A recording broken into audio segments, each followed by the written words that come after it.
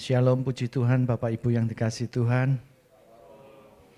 Saya percaya pada sore hari ini kita semua jemaat Tuhan sudah pernah merasakan kasih-Nya Tuhan. Amin. Ada yang belum pernah menerima kasih Tuhan? Enggak ada. Semua pernah merasakan kasih-Nya Tuhan. Oleh sebab itu mari kita pujikan. Kurasakan kasih-Mu Tuhan.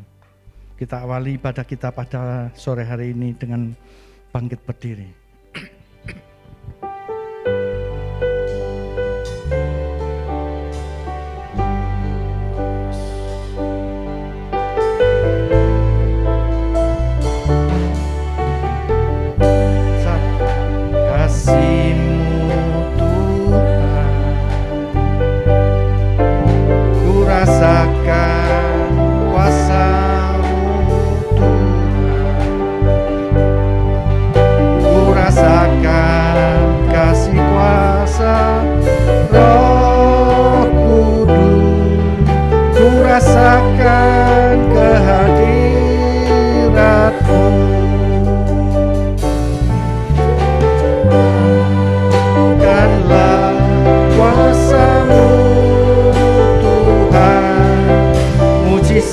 Terjadi di tempat ini,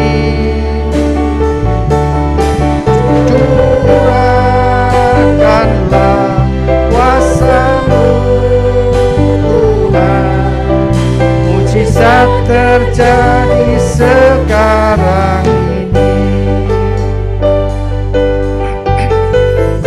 Kita nikmati kasih-Nya Tuhan dalam kehidupan kita. Kasih-Mu Tuhan, ku rasakan kuasa-Mu Tuhan, ku rasakan kasih kuasa Roh Kudus, ku rasakan kehadirat-Mu.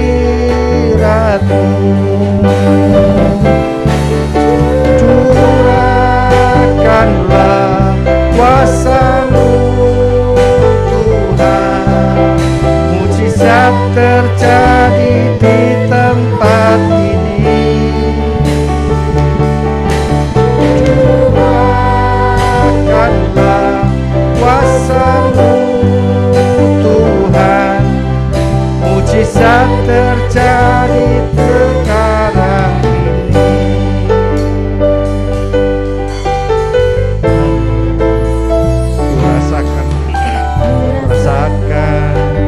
Kasih-Mu Tuhan, ku rasakan kuasa-Mu Tuhan,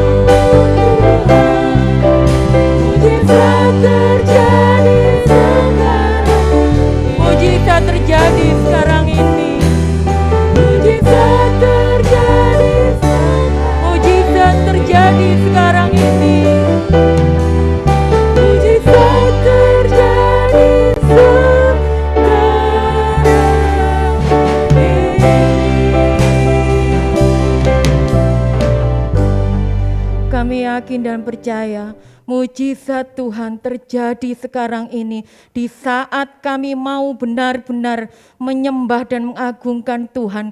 Kami yakin mujizat-Mu terjadi dalam kehidupan kami. Terima kasih Tuhan, terima kasih kami ada sampai saat ini, kami masih diberikan kesehatan yang baik. Ini juga semua karena kasih-Mu, ini juga semua karena mujizat-Mu yang selalu terjadi dalam hidup kami.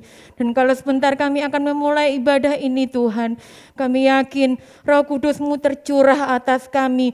Biarkanlah setiap puji-pujian yang akan kami naikkan, naik di hadirat Tuhan, menyenangkan hati Tuhan, menjadikan sukacita bagi kami semua yang hadir pada sore hari ini, sehingga kami pulang dari tempat ini tidak dengan sia-sia, tapi kami membawa sukacita dari Tuhan. Terima kasih Tuhan, terima kasih kami menyerahkan ibadah pada sore hari ini.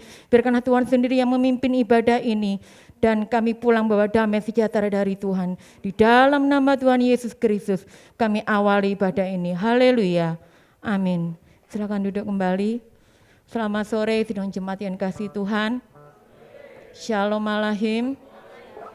Sore hari ini kita bersyukur kalau kita masih diberikan kesehatan yang baik. Ini semua karena anugerah Tuhan. Anggur baru.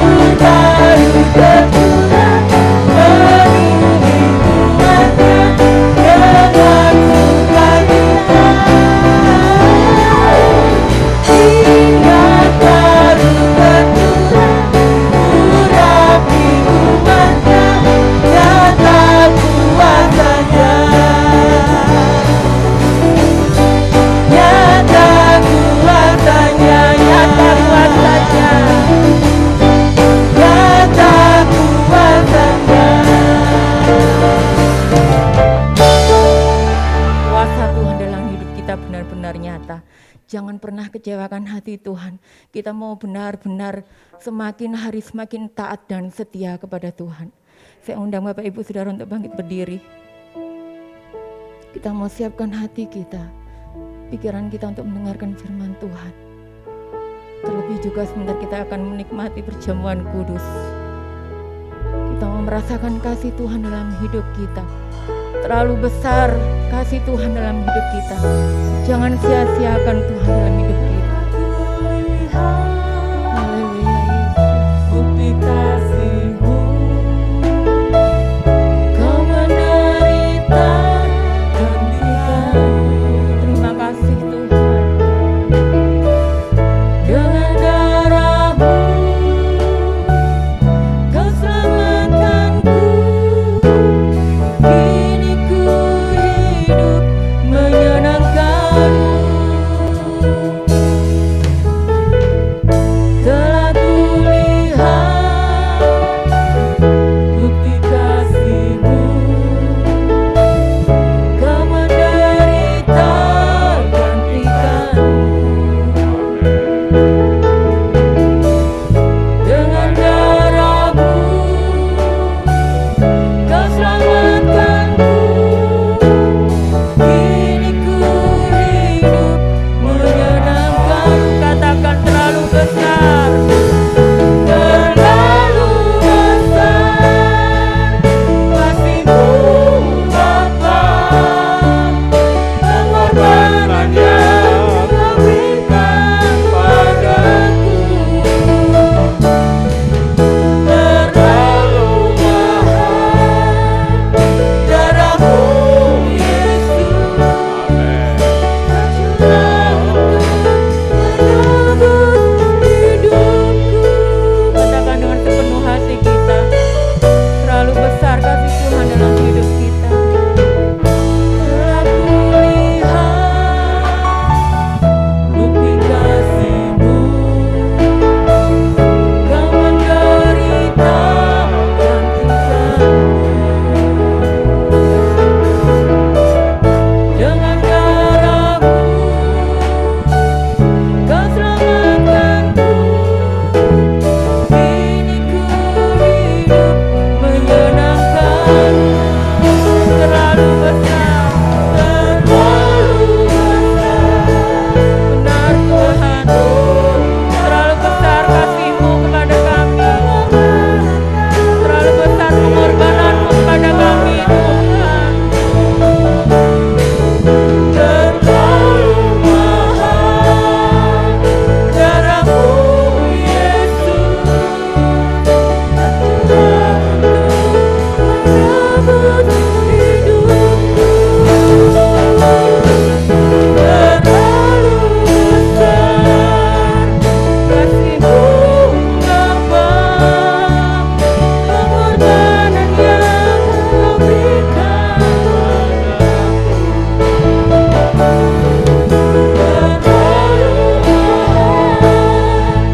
Darah-Mu Yesus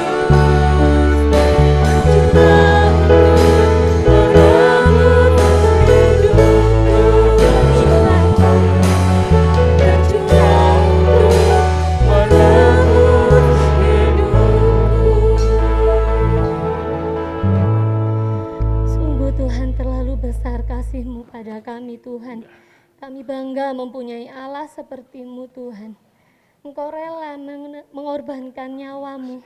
Engkau rela mencurahkan darah-Mu yang mahal untuk menebus dosa kesalahan kami.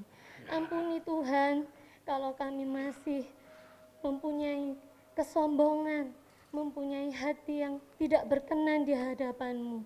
Ampuni kami Tuhan. Kiranya Engkau layakkan, sucikan kembali seluruh hati dan pikiran kami Tuhan. Supaya kami boleh lebih lagi berkenan di hadapan-Mu. Terima kasih Tuhan kalau pada sore hari ini kami boleh datang di tempat ini. Kami sudah memuji memuliakan nama-Mu.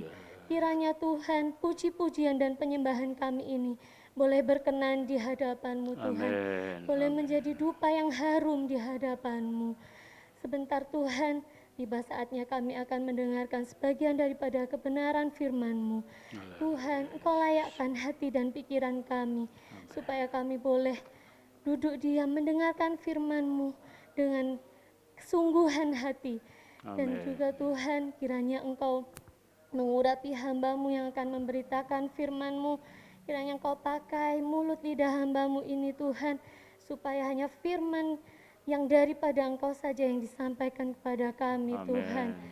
sehingga firman-Mu yang diberikan kepada kami boleh tertanam di hati kami, bertumbuh dan bahkan berbuah-buah dalam kehidupan kami, sehingga orang-orang yang belum mengenal Tuhan boleh melihat di dalam kehidupan kami ada kuasa yang daripada Tuhan.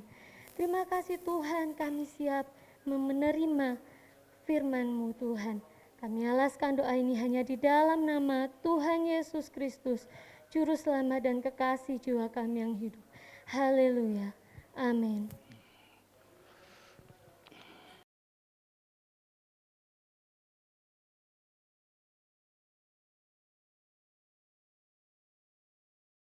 Mari saudara sekalian, selamat berbakti di dalam nama Tuhan Yesus.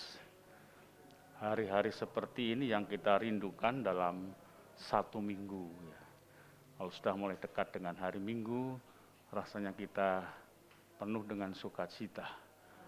Bukan saja kita bertemu Tuhan, tapi kita juga bisa bertemu bersama-sama dengan sesama saudara yang lainnya. Puji Tuhan.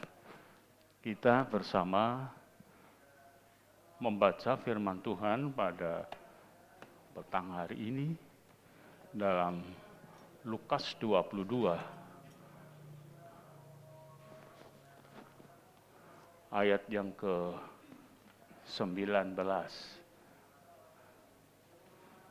Tentunya kita bangkit berdiri sebagaimana biasa. Lukas 22 ayat yang ke-19.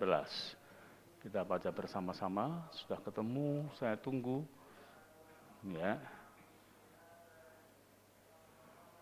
Kita akan baca bersama. Demikian firman Tuhan. Lalu ia mengambil roti, mengucap syukur, memecah-mecahkannya, dan memberikannya kepada mereka. Katanya, inilah tubuhku yang diserahkan bagi kamu. Perbuatlah ini menjadi peringatan akan aku. Berbahagialah aku jikalau aku mendengarkan firman Allah dan melakukannya. Amin. Silakan duduk.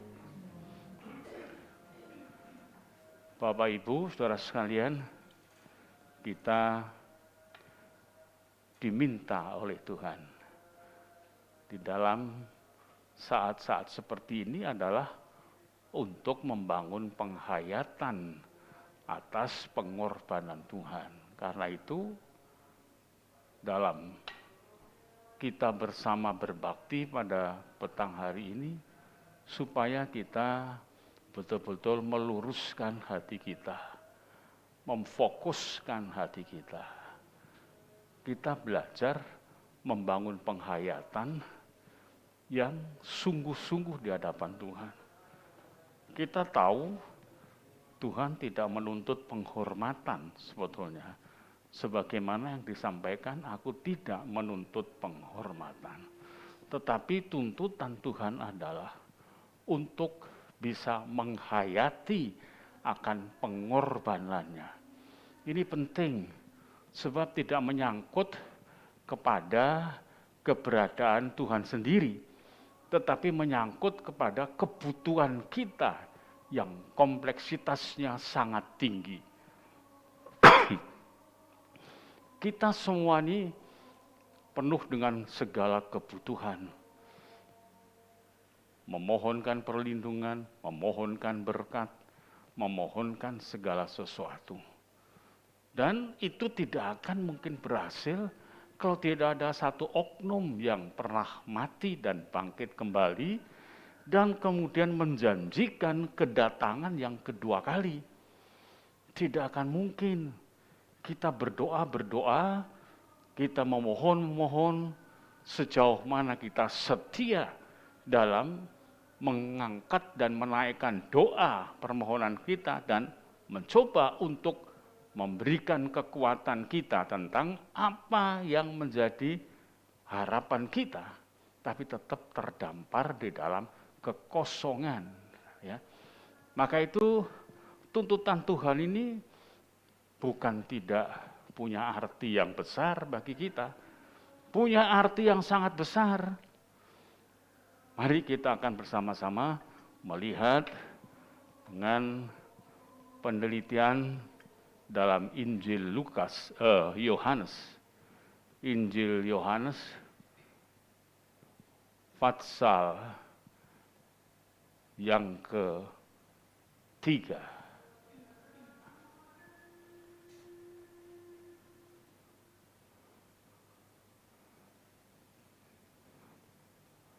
Ayat yang ke-16.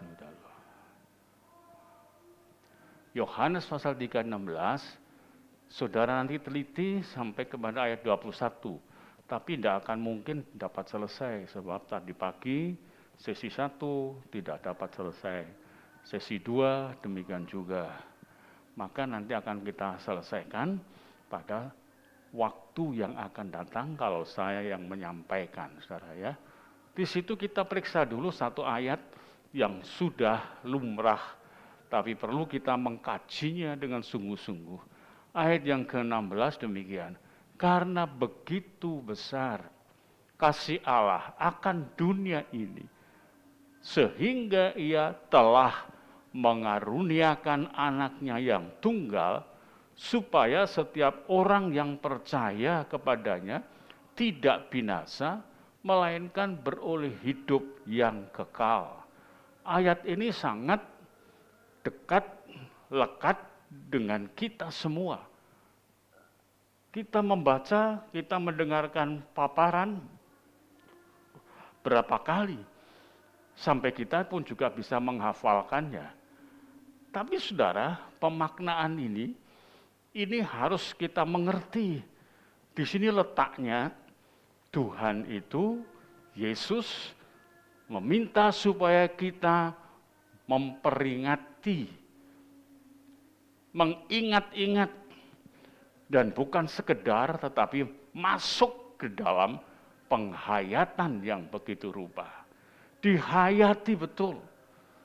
Tuntutan ini bukan tuntutan sosok orang yang sekedar dia punya jasa, sekedar dia berwibawa, sekedar dia mempunyai kekuasaan dan kewenangan. Ini tuntutan dari Tuhan yang menyangkut mati hidupnya umat dan yang menyangkut surga dan nerakanya umat.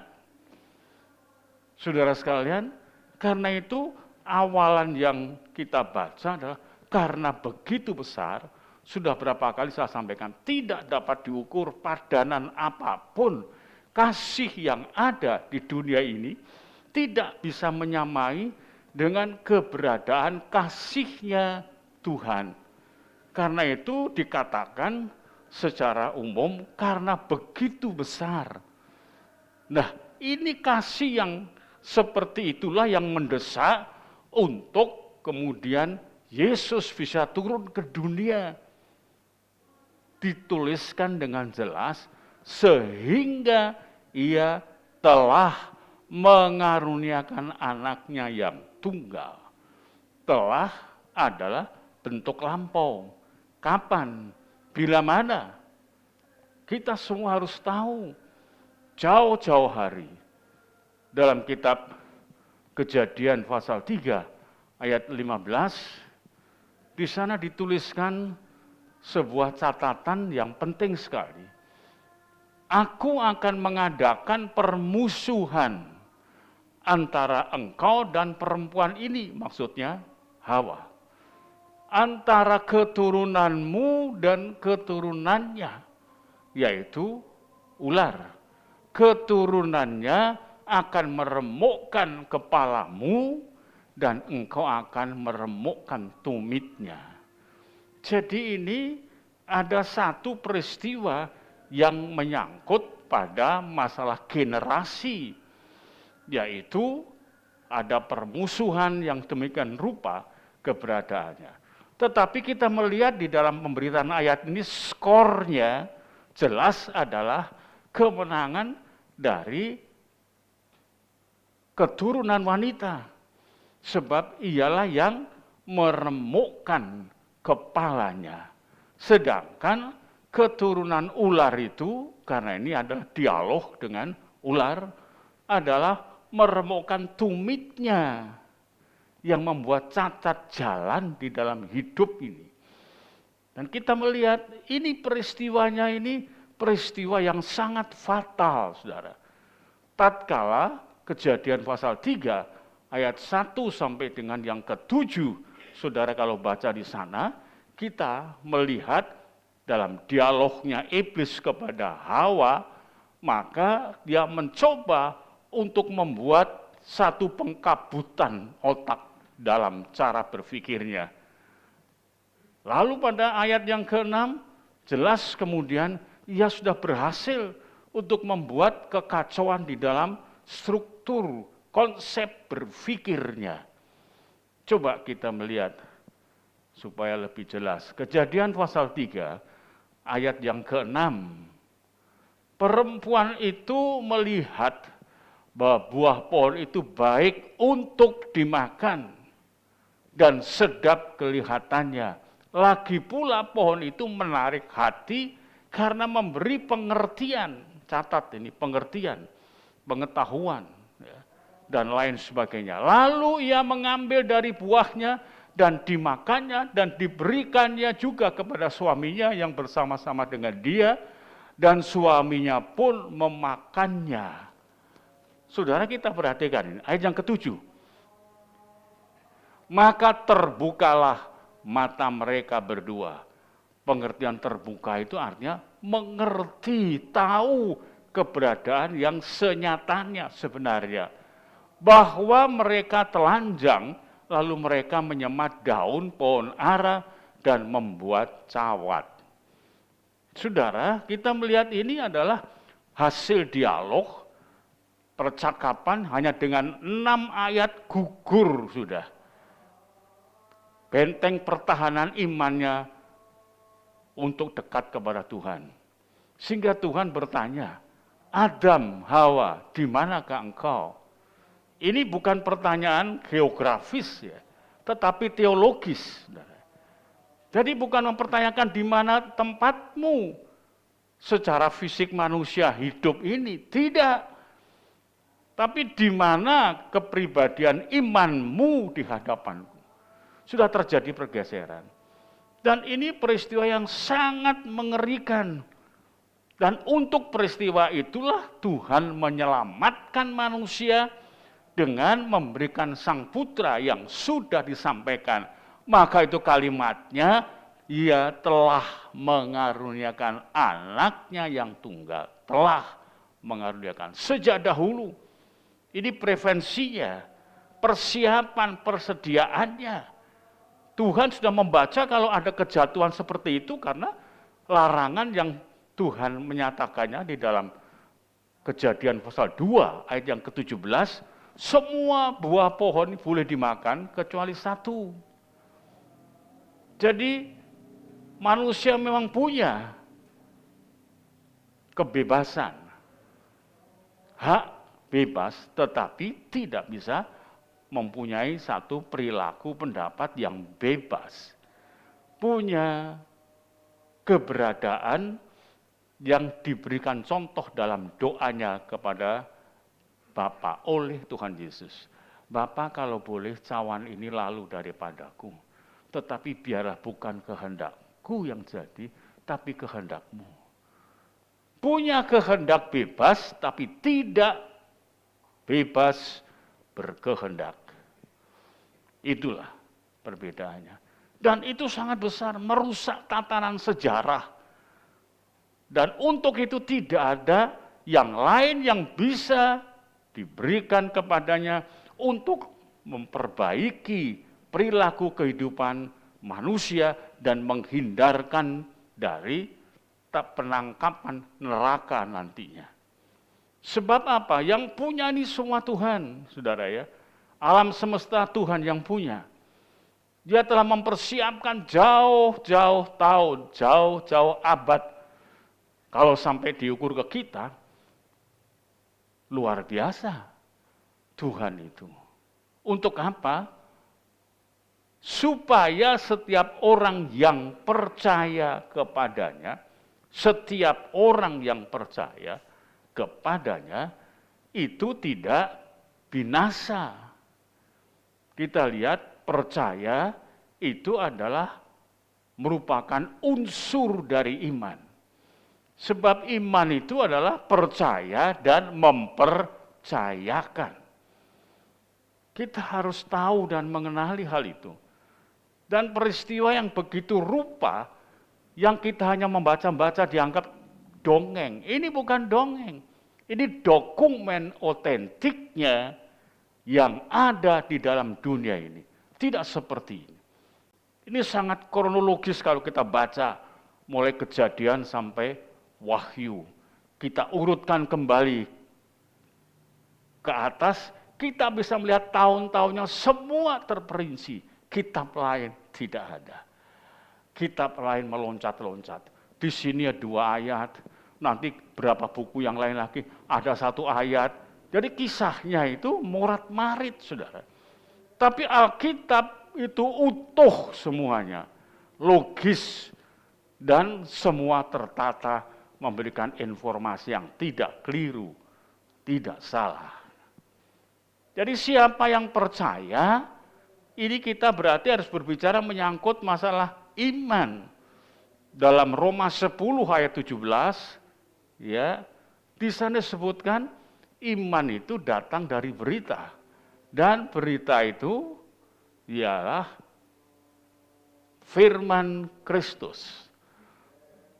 Jelasnya yang tertulis, iman timbul dari pendengaran, bukan pendengaran masalah dari indera pendengar. Tetapi indera pendengar yang menyangkut kepada kondisi batiniah. Dan pendengaran itu oleh firman Kristus, bukan yang lain. Bukan firman dan berhenti, tetapi langsung ditampilkan pada wujud sumbernya, firman Kristus. Saudara, jadi kita melihat iman. Barang siapa yang percaya, memiliki iman, tidak akan binasa. Kata-kata binasa ini menggelitik kita untuk menyelidiki dan untuk berpikir. Kalau begitu manusia semua sebetulnya tanpa disadari, tanpa diketahui, itu telah ditelikung di dalam sebuah ancaman kebinasaan. Di hadapan Tuhan semua, apapun perilaku yang ada, semua harus melalui Putra yang tunggal ini penyelesaiannya. Coba kita baca di dalam Injil Matius 19. Injil Matius 19 ya, tentang orang muda yang kaya itu.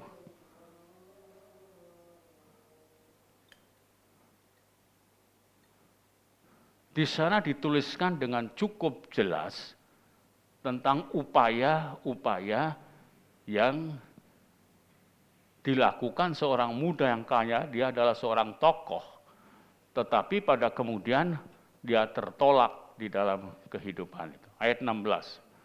Saudara kalau baca ayat 16 sampai dengan seterusnya, ayat yang ke-26, satu kisah ini, kita melihat kesimpulannya adalah orang muda yang kaya, yang gagal dalam hidupnya, meskipun dia adalah sosok pribadi yang sangat moralistis.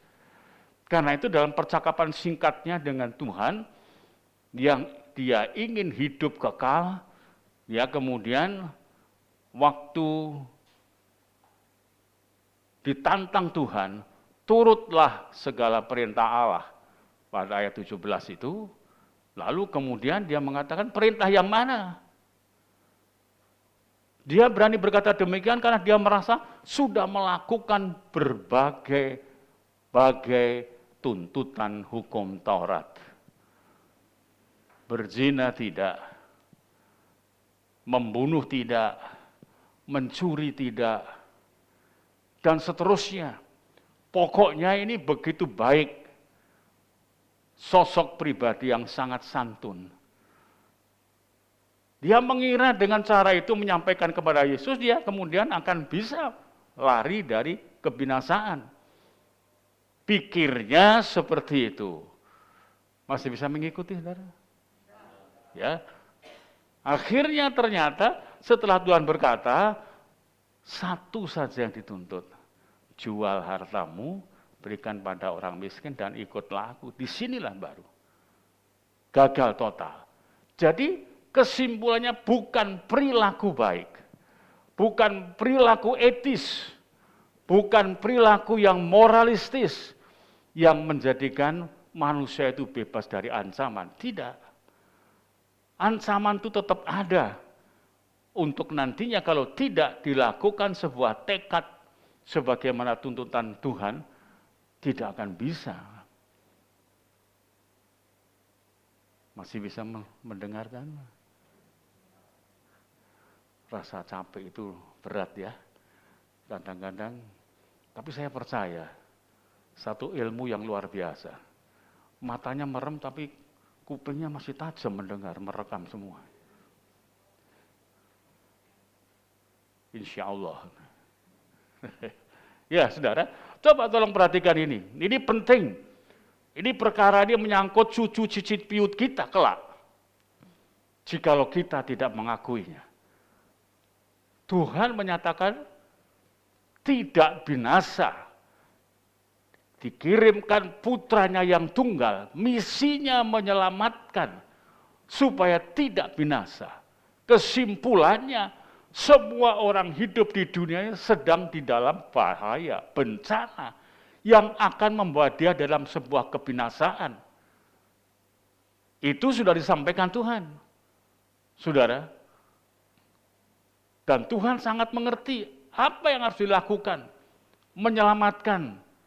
Disebutkan di situ, melainkan beroleh hidup yang kekal. Ini sesuatu kehidupan yang sangat luar biasa. Semua orang merindukan, semua agama merindukan. Tetapi nanti kita lihat, ayat yang ke-17, saudara pegang Yohanes 3, ayat 16, 17, dan seterusnya itu pegang itu ya. Sekarang 17, sebab Allah mengutus anaknya ke dalam dunia bukan untuk menghakimi dunia, melainkan untuk menyelamatkan oleh dia. Bukan yang lain. Tuhan akan betul-betul meneliti. Tuhan akan betul-betul menyeleksi semuanya. Mereka datang itu membawa nama Yesus, atas nama Yesus atau tidak. Saudara, manusia semua terancam di dalamnya. Yesus sudah mempersiapkan jauh sebelumnya itu. Dan kita melihat, Ron Wyatt pun telah memberikan pernyataan berapa tahun yang lalu saya sudah sampaikan kepada saudara, bahwa benih perempuan itu betul-betul telah dapat diteliti secara ilmiah. Benih perempuan itu bukan hasil hubungan biologis dari manusia, tetapi benih perempuan. Diperiksa begitu rupa, saya tidak akan kembali untuk menguraikan itu, tapi pokoknya kita melihat sudah dapat dibuktikan oleh Ron Wyatt untuk menunjukkan kepada kebenarannya. Nah, itulah yang diberikan Tuhan kepada manusia. Allah tidak memberikan sesuatu yang tidak bermanfaat. Allah itu bukan Bapa yang ngawur dalam berbagai hal. Kemudian memberikan atau menyorongkan satu petunjuk yang tidak menghasilkan satu bukti untuk terhindar dari neraka. Saudara perhatikan, neraka itu ada. Saya bersyukur, saya mendapatkan sebuah pengalaman. Kalau saya menyampaikan ini, saya ini berdoa kepada Tuhan, supaya yang mendengar itu percaya, yakin. Waktu saya keluar dari tubuh, kemudian disambut dengan situasi dari dunia yang seperti ini. Dipenuhkan, bengkah semuanya, keluar api, keluar juga asapnya. Banyak orang terjerembab masuk, bumi itu menutup kembali. Begitu saya melihat diri saya itu berlari begitu rupa. dalam ketakutan yang sangat, tapi nyaris terus. Saudara kalau mungkin ada di saat itu dan Tuhan izinkan saudara mengalami apa yang saya alami itu, saudara pasti akan ngeri juga. Dan tidak akan berani main-main. Banyak tantangan, banyak godaan. Di situ kemudian saya mendapatkan keselamatan karena singkatnya ada tempat yang dijaga oleh 4 orang berpakaian putih. Satu pintu di sana 2 orang, satu pintu di baliknya lagi 2 orang. Dan saya pertama kali ditolak, tapi yang kedua saya sudah kecapean lari menghindar dan seterusnya. Saya kemudian bersimpuh memohon dengan sungguh-sungguh. Akhirnya diizinkan masuk ke tempat itu yang aman, yang tidak ada bencana apa-apa. Tetapi ingat, yang saya perhatikan yang masuk hanya sedikit waktu itu. Jawabnya apa? Silahkan, karena zaman kemurahan. Saudara sekarang sudah terima Kristus, itu zaman kemurahan. Saudara tinggal kita mengembangkannya lebih jauh. Sebab Allah mengutus anaknya ke dalam dunia bukan untuk menghakimi dunia. Kalau kita dihakimi, tidak ada satupun yang luput. Dari ujung rambut sampai telapak kaki, saya, saudara, semuanya itu diketemukan pelanggaran-pelanggarannya. Roma pasal 3 ayat 10. Di sana dituliskan dengan cukup jelas bahwa tidak ada yang benar, seorang pun tidak. Semua ini cadangan dalam penghukuman neraka. Dalam persidangan Allah ditentukan, diputuskan oleh Allah sendiri bahwa semua manusia ini kalau melanggar hukum yang disampaikan, tidak mau percaya kepada Yesus, menerima Dia, beriman di dalam Dia, maka yang menjadi bagiannya adalah neraka. Oh, ngeri saudara ya. Ngeri. Tadi saya sampaikan bagaimana George Lennox yang pernah masuk dalam penjara, dalam neraka, dan kemudian hidup lagi menyaksikan. Di sana ada bara api yang sedemikian rupa mengerikan. Dan kemudian ada lagi Mary Baxter, pernah masuk ke sana. Berapa hari, dituntun, diperlihatkan, ngeri. Ulat keluar dari tubuh, menggeruit makan tubuh ini, disaksikan oleh mata sendiri. Saudara, apalagi ibu-ibu wanita ini ya, kalau kejatuhan cicak saja, sudah girap-girap setengah mati. Tapi ini ulat keluar dari tubuhnya, menggerogoti tubuhnya, disaksikan oleh matanya. Dia mau mencoba mengelak, mau mencoba untuk menghindar, tidak bisa. Sampai habis seluruhnya, tinggal tulang kerangka. Selesai? Tidak. Tumbuh lagi dagingnya itu. Dan begitu terus, itu ulatnya menggeruit terus dan tidak pernah berhenti seterusnya. Itu hanya penggalan yang saya sampaikan kepada saudara. Ngeri saudara ya. Maka itu kata-kata binasa itu bukan sekedar mati. Binasa itu hancur, rusak. Binasa itu mengandung unsur celaka. Binasa itu mengandung unsur untuk disingkirkan. Dan binasa itu sangat dihindari oleh keinginan manusia. Kalau boleh menghindari itu, binasa itu. Kalau mati bolehlah, saudara ya. Meskipun matinya itu kelepek itu tidak apa-apa. Asal jangan kemudian berurusan dengan kebinasaan. Saya baca, binasa itu pengertiannya cukup luas. Dipandang dari sisi mana saja. Saya memilih satu sisi pada materi. Materi yang saya ambil dalam manusia. Bagaimana kemudian dengan manusia yang disebut binasa? Itu seperti dicincang, ya seperti tadi itu. Tumbuh lagi, makan ulatnya, tumbuh lagi, terus begitu, binasa itu. Tuhan tidak menginginkan hal itu. Dan Yesus telah melakukan sebuah tindakan besar.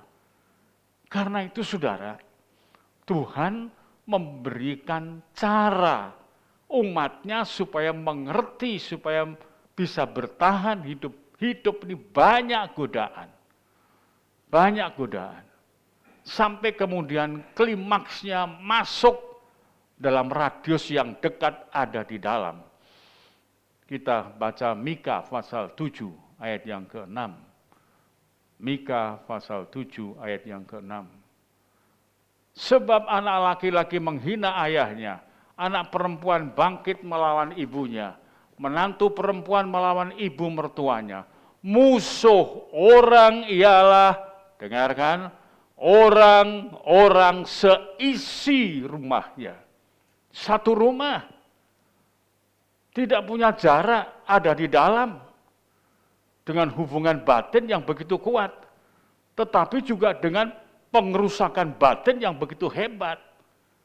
Bayangkan saja anak laki-laki menghina ayahnya, anak perempuan bangkit melawan ibunya, menantu perempuan melawan ibu mertuanya.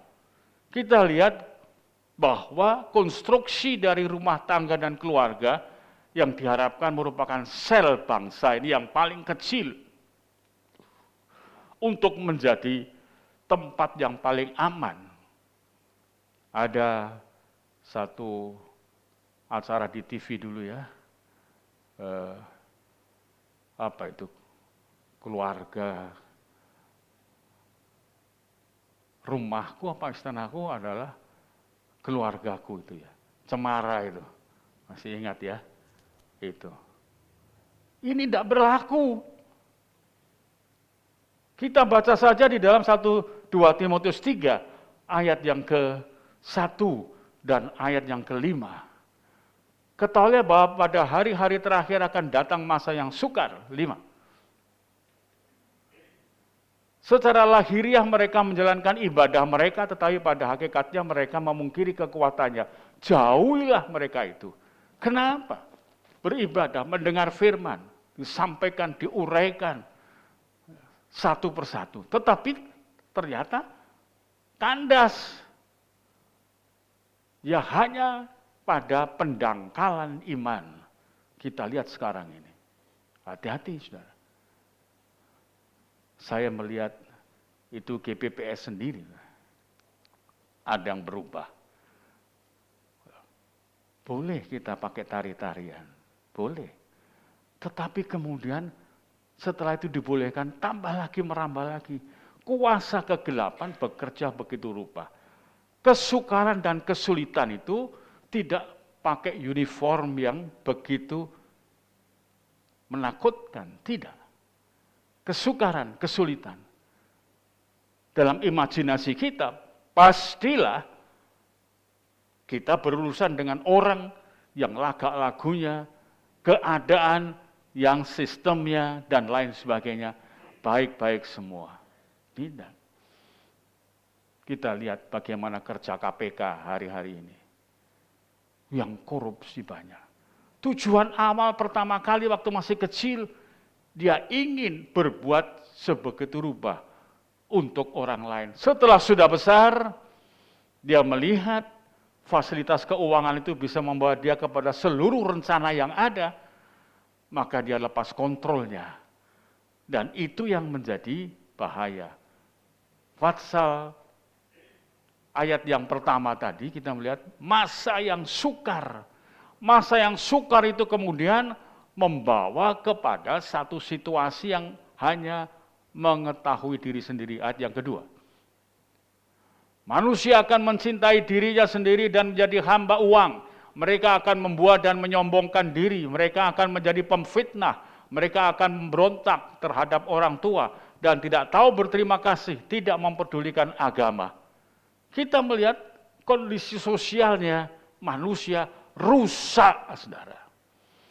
Rusak, tidak bisa bertahan dalam kondisi yang seperti ini. Kalau tidak dekat dengan Tuhan, tidak bisa. Maka itu Tuhan melihat, Tuhan ingin mengamankan sedemikian rupa. Supaya semua dapat terselamatkan. Gangguan saudara dan saya seperti ini. kenikmatan yang ada ditawarkan. Rumah yang bagus ditawarkan. Bukan untuk tempat bersyukur, tapi lebih dari itu untuk memanggil semua rekan-rekan, diajak pesta-pesta, diajak untuk begini, begitu, dan lain sebagainya. Merusaknya bukan dengan barang-barang yang tampak sebagai perusak, tetapi justru mengkamuflase dirinya. Dunia kita ini sudah penuh dengan kamuflase. Kita dulu pernah ada di sini, satu keluarga, saya tampung selama 3 bulan. Satu keluarga itu 7 orang. Jadi suami istri, mertua, dan anak-anak saya tampung. Saya masih belum nikah, saudara ya. Dalam kondisi minim saya tampung karena dia betul-betul di dalam keadaan perlu ditolong secara luarnya. Begitu rupa. Tapi Tuhan itu melindungi untuk tidak tertipu di dalam diri. Akhirnya waktu berdoa, ibu ini kemudian bernubuat palsu. Dia bilang, hai, bukan hambaku. Ya, hambaku. Tapi hambaku itu kan Tuhan memanggil hambanya. Kok kenapa manggilnya Brur? Hai hambaku Brur Daniel, tegurlah mertua ini. Loh, ini gagah orangnya. Bagus, sopan. Saudara ya, tapi ternyata penipu. Tatkala saya berstrafon dan saya dudukkan, saya beritahu bahwa roh jahat telah menguasai kamu. Besok paginya itu tidak ada satupun yang masih tinggal di gereja. 7 orang, saudara. Suara gemelitiknya pun tidak ada. Hilang. Sampai sekarang saya tidak pernah ketemu lagi. Nah, perhatikan di sini, ini tempat kita hidup ini penuh dengan bahaya, ancaman yang tidak kelihatan, karena dia mencoba untuk mengkamuflasekan diri. Saudara tahu cicak bisa mimikri. Kalau dia nempel di tembok yang hitam, dia bisa jadi hitam. Bunglon bisa kemudian mengubah dirinya. Dan lain sebagainya. Kejahatan datang dengan pakaian yang najis. Dengan bahasa yang santun. Dengan pengetahuan yang penuh dengan intelektualitas. Bisa. Lalu kemudian mengayun-ayun orang. Sama seperti Kejadian pasal 3 yang kita baca tadi, kisahnya. Ayat 1 sampai dengan ke-6, iblis datang dengan buaian kata-kata. Sehingga di brain fog otaknya. Otaknya jadi berkabut, tidak bisa berpikir yang jernih. Ayat yang ke-6 kemudian berbalik melawan kepada Tuhan. Sebetulnya pohon buah larangan itu adalah sebetulnya baik, mendatangkan pengetahuan dan lain sebagainya. Lalu mereka makan, dan setelah mereka makan, kemudian ada ketelanjangan. Saudara, kita melihat, kita jangan berteori, tapi Alkitab telah memaparkan, membela sedemikian rupa. Ini adalah upaya dari Tuhan Yesus. Maka itu perlu mencari firman Tuhan yang utuh, firman Tuhan yang benar. Ayat yang ke-18, barang siapa percaya kepadanya, ia tidak akan dihukum, yaitu Yesus. Barang siapa tidak percaya, ia telah berada di bawah hukuman, sebab ia tidak percaya dalam Anak Tunggal Allah. Dibatasi, tidak kepada yang lain-lain. Kita sudah ditunjukkan, diberikan satu keterangan yang jelas, yang tidak bisa kita kemudian berpikir yang lain. Anaknya yang tunggal, yaitu Yesus. Tidak ada yang lain yang diberikan secara sah. Yesus ditawarkan di sini berbagai jenis agama. Di dunia kita ini seperti pasar agama, semua ditawarkan. Pasar filsafat ditawarkan semuanya. Karena itu perlu kita menekuni firman Allah. 119, 130. Ya. Kita melihat itu. 119, 130, Mazmur. Ya. Bila tersingkap firman-firman-Mu, memberi terang, memberi pengertian kepada orang-orang bodoh. Tersingkap, ketersingkapan itu perlu. Kenapa? Tertutup, tidak bisa kita melihat kenyataan yang sebenarnya. Kalau tersingkap, luar biasa. Bila tersingkap firman-firman-Mu, saudara, kita perlu penyingkapan rahasia firman Allah, supaya jelas di dalamnya. Sebab apapun semua yang ada di dunia serba kamuflase ini, kemudian dapat tersingkap karena firman. Firman itu memberi terang. Karena itu 105 menyatakan, firman-Mu pelita bagi kakiku dan terang bagi jalanku. 105. 119 ayat 105. Ya, cepat. Ya. Firman-Mu itu pelita bagi kakiku dan terang bagi jalanku. Saudara, tradisi dari orang-orang tempo dulu, orang-orang Yahudi, itu ternyata kaki pun juga dikasih pelita, loh, saudara. Bawa pelita jadi kaki itu. Kecuali bawa suluh, juga bawa pelita. Tetapi kita bisa mengukur, bisa melihat berapa sih jarak radius dari penerangan itu. Mereka harus berjalan lagi. Mata nyalang untuk melihat, terus begitu. Maka itu, waktu hendak menerangkan tentang pentingnya firman Tuhan di dalam menuntun kehidupan kepada kehidupan yang benar, maka disebutkan, bila tersingkap firman-firman-Mu. Saudara, kita perlu mengerti apa yang difirmankan oleh Tuhan itu. Tapi oleh karena harus mengerti, kita harus konsentrasi, kita harus fokus. Kita harus tahu apa niatnya datang ke gereja. Beribadah. Apa pengertian ibadah itu? Menyembah kepada Tuhan. Apa alatnya menyembah kepada Tuhan? Iman. Apa pengertian iman itu? Percaya dan mempercayakan. Ini yang harus ada pada kita. Sekarang ini banyak sekali kita melihat kejahatan-kejahatan, tak terkecuali juga ada gereja yang jahat juga, saudara ya. Karena itu perlu kita bersama mendandani diri. Dan begitu jauh Tuhan Yesus berperan sampai mengorbankan dirinya itu. Karena itu saudara, mari ingat-ingat hal ini. Renungkan. Kita berada di wilayah yang penuh dengan ancaman. Tadi diancam di dalam Mika pasal 7 ayat yang ke-6 untuk diterobos masuk radius dari kuasa-kuasa dosa itu.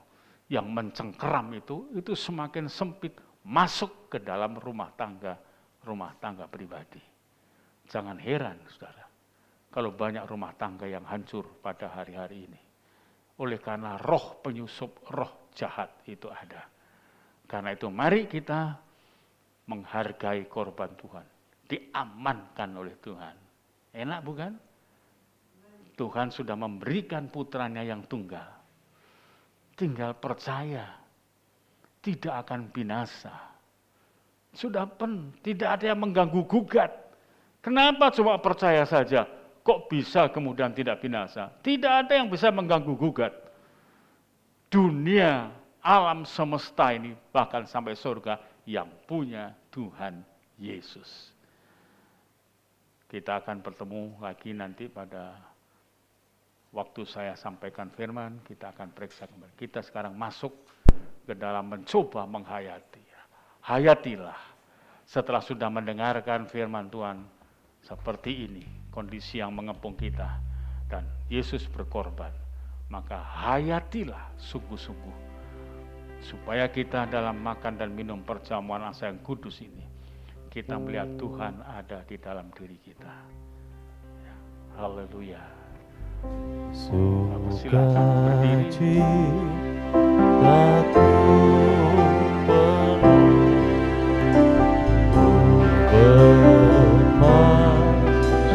berbaktimu karena ku tahu ku telah diteguh oleh curahan darah.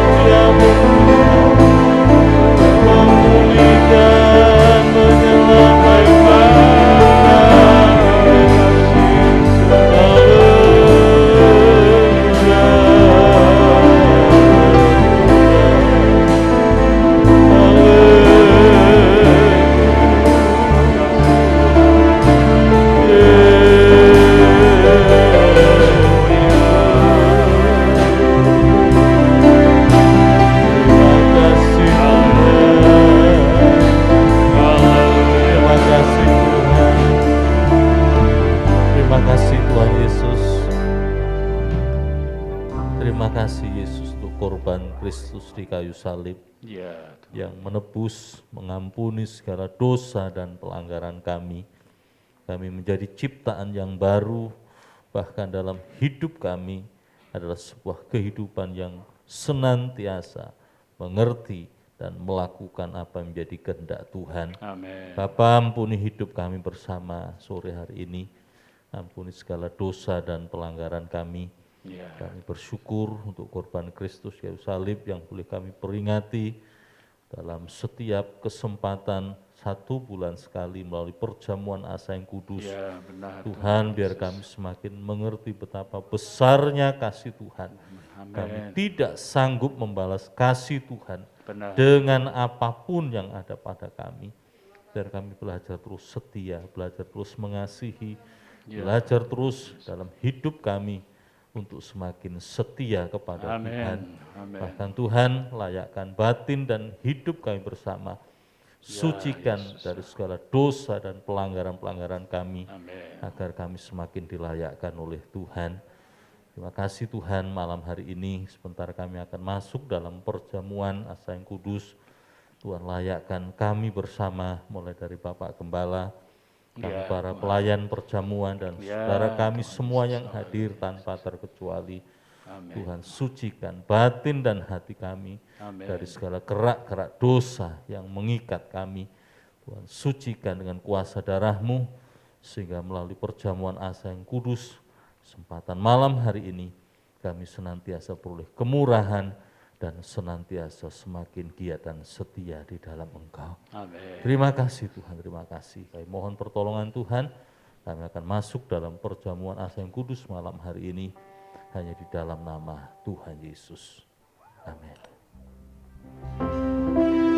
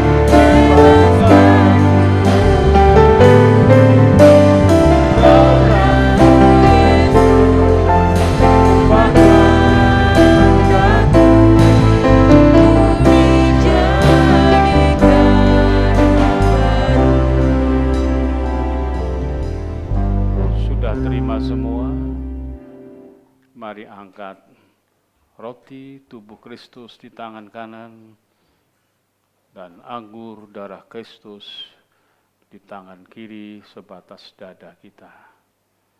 Kita berdoa, Tuhan, terima kasih. Sungguh tidak berlebih-lebihan jikalau Tuhan menuntut untuk kami hayati di dalam pengorbanan-Mu. Karena semua adalah untuk kebahagiaan kami, untuk keselamatan kami, untuk seluruh keturunan kami. Karena itu Tuhan, ajarkan kami menghargai dan menghormatinya. Tuhan, tolong baik yang di rumah, mereka yang mendengar, biar semua menyatu di dalam menempatkan Tuhan yang sebaik-baiknya di dalam pribadi masing-masing. Terima kasih Tuhan. Terima kasih. Dengar, saya bacakan firman Tuhan. Setelah kita amenkan bersama, minum bersama, makan bersama dengan percaya. Dan ketika mereka sedang makan, Yesus mengambil roti, mengucap berkat, memecah-mecahkannya, lalu memberikannya kepada murid-muridnya dan berkata, ambillah, makanlah, inilah tubuhku. Amin. Demi nama Tuhan Yesus Kristus, makan bersama dengan percaya.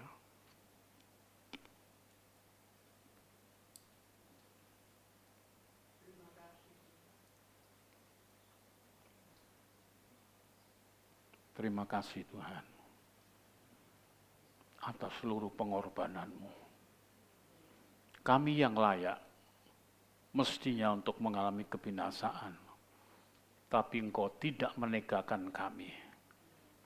Engkau memberikan diri-Mu, menyerahkan putra yang tunggal bagi kami, untuk kemudian naik di tiang salib, menjadi korban seluruh keburukan, kebusukan kami. Sehingga kami semuanya mendapat kesempatan untuk masuk ke dalam kerajaan sorga. Terima kasih Tuhan. Angkat cawan di tangan kanan, letakkan tangan kiri di dada. Bapa yang baik, detak kehidupan yang masih kami rasakan ini sudah bukan lagi memiliki satu nafas kehidupan yang berbau busuk, kehidupan yang merupakan sampah, tidak ada arti kecuali penuh dengan coreng-morengnya kehidupan dosa. Tetapi Engkau telah membersihkan dan Engkau berjanji menyucikan semua menjadi bersih Tuhan. Terima kasih Yesus. Si penuduh tidak bisa lagi akan menuduh kami. Semuanya dibatalkan. Rencana dan sasaran mereka oleh karena perlindungan Tuhan. Terima kasih Tuhan untuk pengorbanan-Mu. Terima kasih Yesus. Saya bacakan firman Tuhan.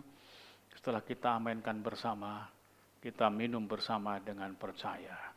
Sesudah itu, Ia mengambil cawan, mengucap syukur, lalu memberikannya kepada mereka dan berkata, minumlah kamu semua dari cawan ini, sebab inilah darahku, darah perjanjian yang ditumpahkan bagi banyak orang untuk pengampunan dosa. Amin. Demi nama Tuhan Yesus Kristus. Minum bersama dengan percaya.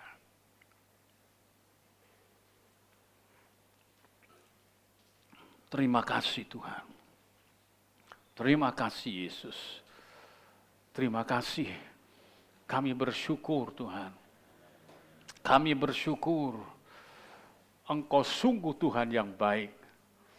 Bapa di sorga mempersiapkan sedini mungkin sang penganjur untuk memberikan dirinya menjadi korban menyelamatkan kami. Terima kasih Tuhan.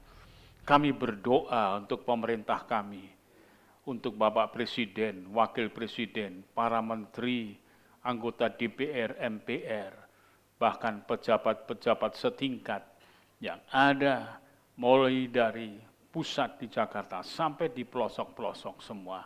Kami serahkan dalam tangan-Mu. Anugerahi Tuhan dengan konsep berpikir baru. Kuatkan, bersihkan pikiran-pikiran jahatnya, rancangan-rancangan kejinya, singkirkan Tuhan. Bahkan semuanya bisa bergandeng tangan untuk membangun negeri ini. Dan Tuhan berkati domba-domba-Mu, gereja-Mu yang selalu belajar untuk menghayati tiap-tiap hari, tiap-tiap waktu, tiap-tiap saat. Tuhan pelihara domba-domba-Mu, rumah tangga Tuhan pelihara. Dan Tuhan semakin kukuhkan kehidupan suami istri dan anak-anak, agar tidak tertimpa musibah dari kuasa roh-roh jahat yang menyerang. Terima kasih Tuhan, terima kasih. Kita angkat tangan di hadapan Tuhan. Segala puji, hormat, syukur, tunaikan kepada Kamu,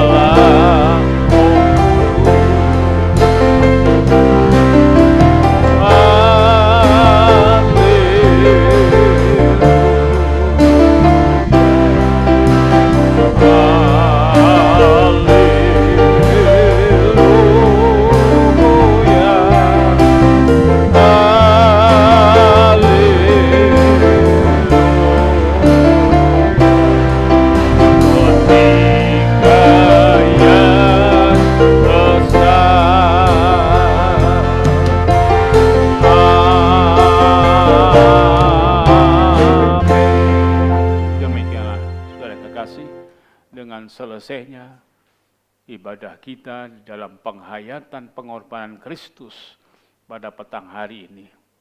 Biarlah mari kita pulang bersama. Rumah tangga semakin dikuatkan, pekerjaan diberkati, segala penyakit disembuhkan, keluarga dipenuhkan dengan sukacita, dan kehidupan iman semakin berkembang bertumbuh. Kemudian pulanglah dan terimalah anugerah Bapa dari sorga, kasih sayang, rahmat, damai, sejahtera dalam Kristus Yesus Tuhan kita, beserta persekutuan Roh Kudus-Nya yang menjadi penghibur kita bersama, mulai petang ini sampai Maranatha, di dalam nama Tuhan Yesus Kristus. Haleluya. Amin.